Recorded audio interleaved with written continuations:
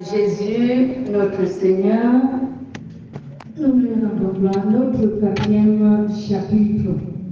Mais je réitère que nous parcourons toujours notre thème principal intitulé La séduction et la tentation dans le monde. De ce chapitre, nous avons déjà parcouru 3 chapitres. Aujourd'hui, nous allons parcourir le 4e chapitre intitulé Quel est le meilleur moyen de résister à la tentation et à la séduction? Quel est le meilleur moyen de résister à la séduction et à la tentation? Bien-aimé, quel est ce meilleur moyen? Le meilleur moyen de résister à la séduction et à la tentation et de ne pas succomber est d'avoir le Saint-Esprit et la parole de Dieu demeurant dans nos cœurs et dans nos âmes. Et ainsi, nous pourrons alors nous abstenir au péché en le résistant fermement. Voici donc le meilleur moyen qui permet aux croyants que nous sommes, aux disciples de Jésus, que nous sommes, de résister à la tentation et à la séduction. Et même, je puis vous dire que cela nous permet de résister au péché en général. Cela nous permet de résister au péché en général. Je vais réitérer ce que je vous disais en amont. Le meilleur moyen de résister à la séduction et à la tentation et de ne pas succomber ce moyen est d'avoir le Saint-Esprit et la parole de Dieu demeurant dans notre cœur et dans notre âme. Et ainsi, nous pourrons alors nous abstenir au péché en le résistant fermement. Donc si tu as la parole de Dieu dans ton âme et dans ton cœur, tu as le Saint-Esprit dans ton âme et dans ton cœur, cela permet à ce que tu résistes à la parole de Dieu. Et cela, pourquoi? Pourquoi ce n'est que lorsque tu as le Saint-Esprit et la parole de Dieu que tu peux résister à la séduction et à la tentation, et même, je dirais, à tout péché. Et cela parce que le Saint-Esprit et la parole de Dieu est une puissance. Quand je dis est une puissance, c'est parce que le Saint-Esprit et la parole sont un seul être, un seul être. C'est donc une puissance qui nous remplit de sagesse et d'intelligence pour ne pas que nous succombons, mais que nous dominions sur le péché en général. Et lorsque nous les avons comme alliés, nous sommes les plus que vainqueurs. Donc, si tu as le Saint-Esprit et la parole de Dieu, je dis bien demeurant dans ton cœur. Je ne dis pas que si tu écoutes la parole de Dieu, ou que si tu viens à peine de recevoir le Saint-Esprit. Parce que quelqu'un qui vient à peine de recevoir le Saint-Esprit, il est toujours comme un païen. Parce qu'il n'a encore reçu aucun enseignement du Saint-Esprit. Et la puissance du Saint-Esprit ne l'a pas encore enveloppé dans son âme. Elle peut l'avoir enveloppé dans son corps, comme on appelle souvent le baptême de feu. Mais dans son âme, elle n'a pas encore été manifestée puissamment. Parce que quand le Saint-Esprit vient dans notre cœur, il va éduquer notre âme. Il va édifier notre âme. Parce que c'est l'être qu'on appelle l'âme que Dieu veut sauver en l'être humain. Alors quand le Saint-Esprit vient à nous, il va sauver, il va éduquer, il va enseigner, il va édifier l'être humain qu'on appelle l'âme. C'est l'âme qu'il veut sauver et c'est l'âme qu'il va éduquer. Donc c'est donc pour cela que Quand tu viens d'avoir le Saint-Esprit, ton âme peut ne pas avoir reçu une éducation venant du Saint-Esprit parce que tu viens à peine de le recevoir. Il ne t'a pas encore enseigné. Donc, ce genre de personne aura aussi du mal à résister au péché, à résister à une tentation ou à une séduction. Il aura du mal à résister parce qu'il est encore païen dans son âme. Il est encore païen, bien que le Saint-Esprit y est présent, il vient de loger en lui, mais son âme n'a pas encore été instruite. Amen. Son âme n'a pas encore été instruite. Donc, voici donc pourquoi on peut voir certaines personnes, ils ont le Saint-Esprit, mais facilement ils succombent encore à la tentation et à la séduction. C'est un cas typique dans le christianisme. Amen. Mais on parlait ici des chrétiens qui ont reçu vraiment le Saint-Esprit il y a longtemps et qui a œuvré dans leur cœur au moyen de la parole qu'il leur donne. Alors, ce chrétien, lorsque la parole de Dieu demeure dans son cœur, parce que ce genre de chrétien, la parole de Dieu demeure dans son cœur, parce que tellement le Saint-Esprit lui en a donné, tellement le Saint-Esprit lui a appris. Donc la parole de Dieu demeure dans son cœur. C'est pourquoi je disais tantôt, je ne parle pas de celui qui vient d'écouter la parole, je parle de celui dont la parole demeure dans son cœur. Amen.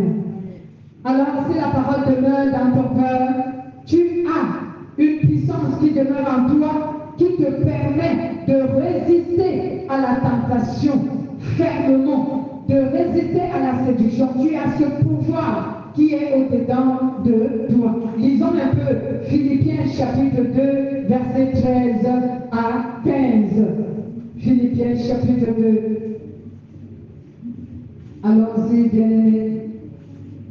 Philippiens chapitre 2, si vous trouvez la référence, faites la lecture.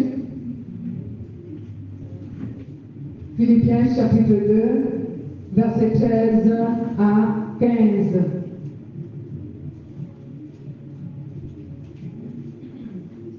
Vous avez trouvé, lisez.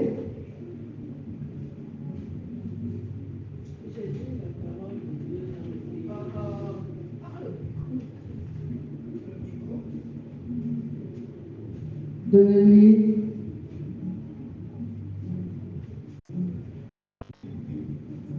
J'ai lu la parole de Dieu dans le livre de Philippiens, chapitre 2, verset 2 à 15. Il est écrit: rendez ma joie parfaite, ayant un même sentiment. Non, j'ai dit le verset 13 à 15. 13 à 15. Ok. Verset 13 à 15. Car c'est Dieu qui produit en vous le vouloir et le faire, selon son bon plaisir. Faites toutes choses sans murmure ni hésitation, afin que vous soyez irréprochables et purs, des enfants de Dieu irrépréhensibles au milieu d'une génération perverse et corrompue, parmi lesquels vous brillez comme des flambeaux dans le monde. Alléluia. Amen. Amen. Merci bien-aimé pour la lecture.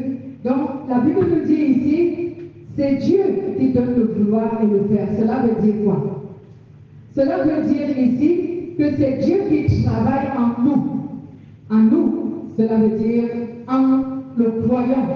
Et qui nous rend capables de vouloir et de faire ce qui est bon, cela veut dire ce qui est la volonté de Dieu. Assieds-toi. Ce qui est la volonté de Dieu. Donc c'est Dieu qui fait en sorte que nous ayons la volonté de faire ce qui lui plaît, ce qui lui est agréable. Donc c'est Dieu qui met cela dans notre cœur. Mais pour que Dieu, nous avons appris que pour que Dieu mette dans notre cœur le désir de faire sa volonté, il faut d'abord qu'il trouve que nous-mêmes dans notre propre cœur, nous sommes disposés à vouloir. Parce que Dieu ne contraint personne à faire sa volonté. Il est un être qui propose. Il nous propose sa volonté et il ne nous contraint pas à la faire. Mais quand il trouve que nous avons une bonne disposition, autant pour moi, cela veut dire que nous voulons faire sa volonté. Alors il nous donne le pouvoir, c'est ça qu'on appelle la capacité. Il nous donne la capacité de pouvoir faire sa volonté. Bien-aimés. Donc, voici donc que si tu reçois de la part du Saint-Esprit la puissance qui te permet de résister à la tentation et à la séduction, j'aimerais dire à un péché quelconque, sache que c'est parce que en toi se trouve le Saint-Esprit, en toi se trouve la parole de Dieu, il demeure dans ton cœur. Il y a un jour où une sœur ou une voisine m'a posé la question: comment on peut faire pour vaincre le péché, pour être délivré du péché? Je lui ai d'abord dit ce que je vous enseigne ce matin, que si tu n'as pas le Saint-Esprit, tu ne peux pas vaincre le péché. Et si la parole de Dieu ne demeure pas dans ton cœur non plus, tu ne peux pas vaincre le péché. Pourquoi je dis cela? Parce que déjà, si la parole n'est pas dans le cœur d'un être humain, le Saint-Esprit ne peut pas s'y trouver. Le Saint-Esprit se trouve dans un cœur où la parole est entrée. Donc si le Saint-Esprit et la parole ne sont pas en toi, ne demeurent pas en toi, tu ne peux pas vaincre le péché. Pourquoi cela? Parce que le péché est un pouvoir. Le péché est une autorité. Le péché est une puissance. Alors, pour contrecarrer un pouvoir, il faut que tu aies un autre pouvoir qui est au-dessus de ce pouvoir. Alors, le pouvoir qui est au-dessus de celui du péché, c'est celui de la parole de Dieu et de son Esprit Saint. C'est ce pouvoir qui est au-dessus du pouvoir de la parole de Dieu. C'est ce pouvoir que Jésus est venu donner aux croyants, afin que le croyant puisse donc dominer sur le mal. Donc si tu n'as donc pas la parole de Dieu, si tu n'as pas l'Esprit de Dieu, bien aimé, tu ne peux pas résister à la tentation, ni à la séduction, ni à aucun autre péché. Tu ne peux pas résister. Et déjà, j'aimerais que vous sachiez que c'est la tentation et la séduction qui produit tous les autres péchés auxquels nous sommes souvent influencés. C'est la tentation et la séduction qui poussent, qui entraînent les chrétiens à tout autre péché auquel nous sommes souvent influencés. Lisons également, parce que ici le Saint-Esprit nous a montré que si nous avons donc la parole de Dieu et le Saint-Esprit demeurant en nous, nous sommes les plus que vainqueurs. C'est pourquoi toujours le livre de Philippiens, chapitre 4, verset 13 nous dit: je puis tout par celui qui me fortifie. Philippiens chapitre 4, verset 13. Je puis tout par celui qui me fortifie. Cela veut dire quoi? Cela veut dire que je peux tout à cause de la puissance de Dieu qui est en moi et qui émet en moi la force, qui me donne la force, qui me donne la capacité, qui me donne la sagesse, qui me donne l'intelligence de pouvoir faire ce que Dieu recommande. Alléluia. Je prie tout par celui qui me fortifie. Donc c'est cette puissance de Dieu qui est le Saint-Esprit et la parole de Dieu qui sont en nous, qui peuvent donc émettre en nous la capacité de pouvoir résister à toute tentation, à toute séduction, à tout péché. Comme tout à l'heure, notre sœur a témoigné qu'elle a eu une bonne attitude. Et cette attitude, elle l'a eue parce que elle a été confrontée à une situation désagréable où quelqu'un était en train de la tenter pour qu'elle se soumette au péché en répondant peut-être mal en répondant à cette personne mal, ou avec colère, ou avec tristesse, ou avec arrogance. Mais elle a su fermer sa bouche. Elle n'a pas parlé, elle n'a pas dit un seul mot, de telle sorte que elle a béni Dieu pour cette attitude d'avoir fermé sa bouche et de ne pas avoir riposté à cette provocation dont elle était influencée. Voici donc ce que le Saint-Esprit nous a enseigné à travers ce témoignage, qu'elle a manifesté ce qu'on appelle les fruits de l'Esprit. Les fruits de l'Esprit qui sont ici la maîtrise de soi, qui sont ici la tempérance. Donc elle s'est réservée de ne pas répondre à cette tentation qui était une provocation. Et cela l'a aidé à avoir une bonne attitude devant Dieu, donc à résister à la tentation. Amen. Cela l'a introduit à la croissance. Parce que lorsque tu deviens un vainqueur, celui qui est capable, nous l'avons appris dimanche dernier ou il y a 2 dimanches, que toute personne qui est capable de résister à la tentation est une personne qui est mature dans le christianisme, mature dans la foi.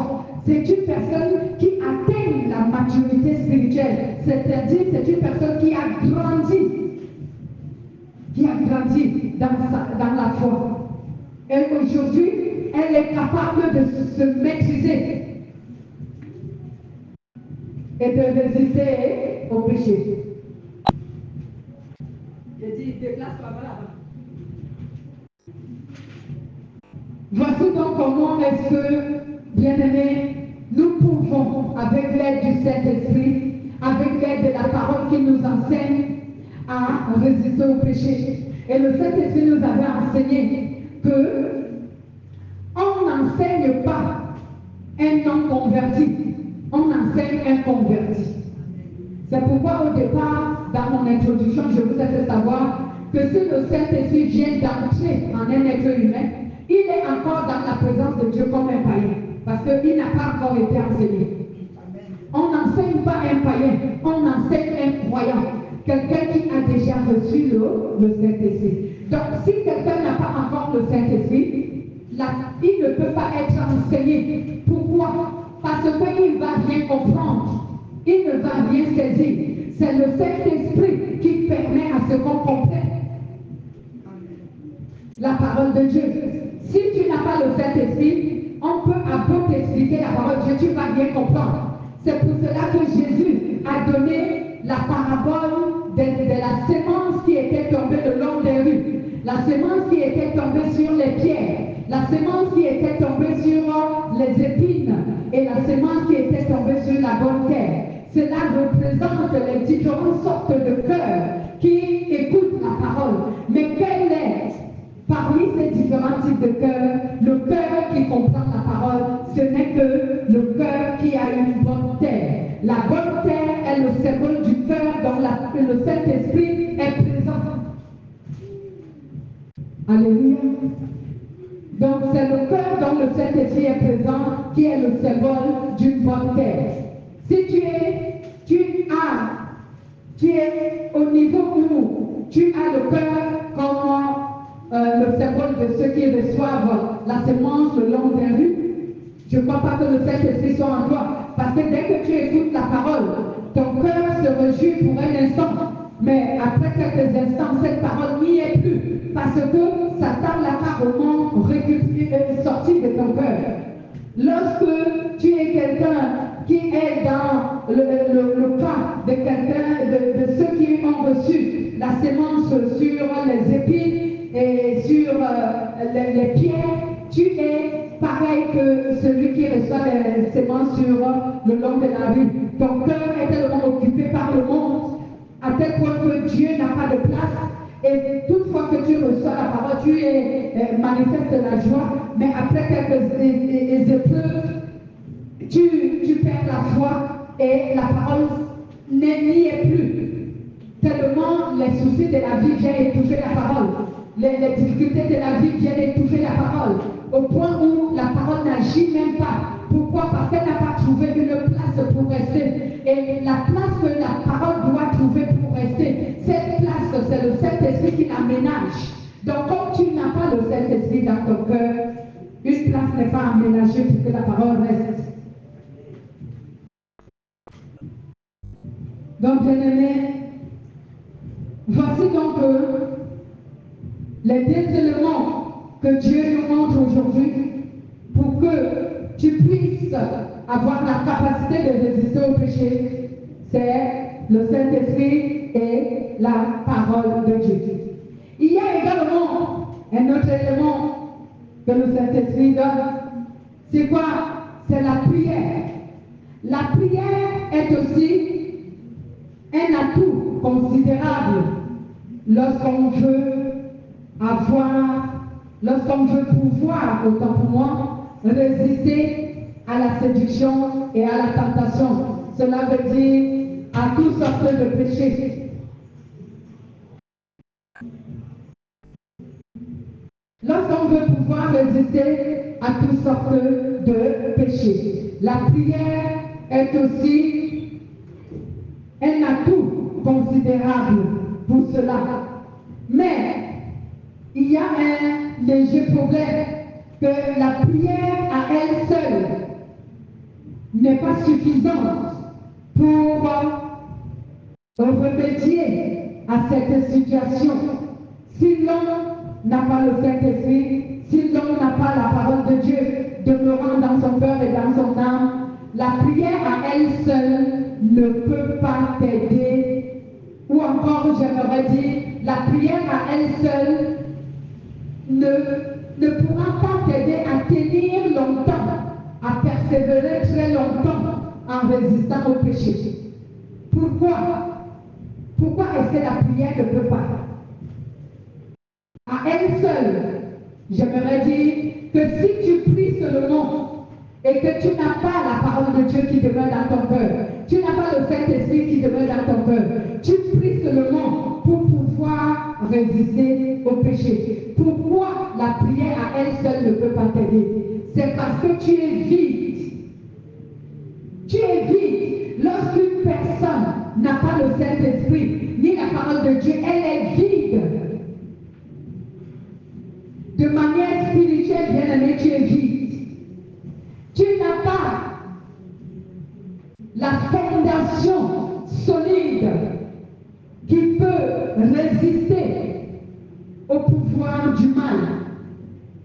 Parce que la fondation solide qui permet aux chrétiens de résister à la puissance du mal, à la puissance du péché, c'est la parole et le Saint-Esprit. J'aimerais dire la parole et son Esprit Saint. C'est cette puissance qui est une fondation, qui est un fondement au-dedans de nous. Et cela est spirituel. C'est cette puissance spirituelle qui peut nous aider à ne pas succomber, à avoir des rebondissements positifs qui permettent en sorte que nous résistons au péché. Mais si tu n'as pas la parole, tu n'as pas le Saint-Esprit, tu pries tout simplement pour pouvoir résister au péché, tu ne tiendras pas longtemps parce que tu es vide. Et quand quelqu'un est vide, il n'a pas de force, n'est-ce pas? Quand on est vide, on n'a pas la force. Quand on est vide, on n'a pas le support. Quand on est vide, on n'a pas le soutien. Quand on est vide, on n'a aucune puissance, aucun pouvoir.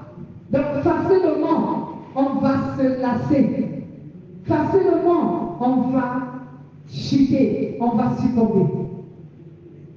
C'est pour cela que, bien que la prière soit un atout favorable pour pouvoir résister à la tentation ou à la séduction ou à n'importe quel péché que provoque la séduction et la tentation, il faut d'abord que la base soit déjà remplie. La base soit remplie, c'est qu'il faut que nous ayons l'Esprit Saint et la parole de Dieu. Parce que c'est ce qui nous remplit, c'est ce qui solidifie notre base en Christ. Et cela nous permettra donc de ne pas succomber à la tentation. Cela nous permettra de ne pas succomber. Donc, si tu pries seulement, bien-aimé, j'ai du mal à croire que tu vas demeurer longtemps, résistant, persévérant et ne pas succomber. Tu vas finir par succomber parce que tu n'as que la prière à faire. Tu n'as pas l'aide spirituelle qui est la parole et le Saint-Esprit pour que cela te permette à résister à la tentation et à ne pas succomber. Alors, une personne ou un chrétien, ou une personne qui se dit chrétien et qui n'a pas le Saint-Esprit, qui n'a pas la parole de Dieu, c'est une cible facile à atteindre. C'est une cible qui est facile à soumettre à la tentation. C'est une cible qui est facile à soumettre à la séduction. C'est même une cible qui est facile à utiliser pour séduire et pour tenter. C'est une cible facile. Alléluia. Voici donc pourquoi, sans être étonné, vous pouvez rencontrer dans la maison de Dieu, dans votre communauté chrétienne, une personne qui est dotée d'un pouvoir de séduction et de tentation. C'est parce qu'en lui, il n'y a pas de Saint-Esprit, il n'y a pas la parole de Dieu qui demeure en lui. Il n'a pas le Saint-Esprit, il n'a pas la parole de Dieu. Donc c'est une cible dans l'Église. Et souvent, on doit prier beaucoup pour ce genre de personnes, afin qu'il ne soit pas une cible facile pour détruire l'Église. Parce que ce sont ces genres de personnes que Satan utilise beaucoup plus pour détruire les églises. Parce qu'ils n'ont pas l'Esprit de Dieu, ils n'ont pas la parole de Dieu qui demeure en eux. Donc ils peuvent facilement être un outil de Satan dans la maison de Dieu. Facilement, Satan peut s'en servir pour détruire l'Église. On doit donc faire souvent beaucoup de prières, beaucoup d'intercessions pour ce genre de personnes. Notre enseignement ne sera pas long, bien-aimés. Voici comment nous pouvons donc pouvoir résister à la tentation et à la séduction. C'est lorsque nous avons la parole de Dieu et le Saint-Esprit demeurant dans notre cœur.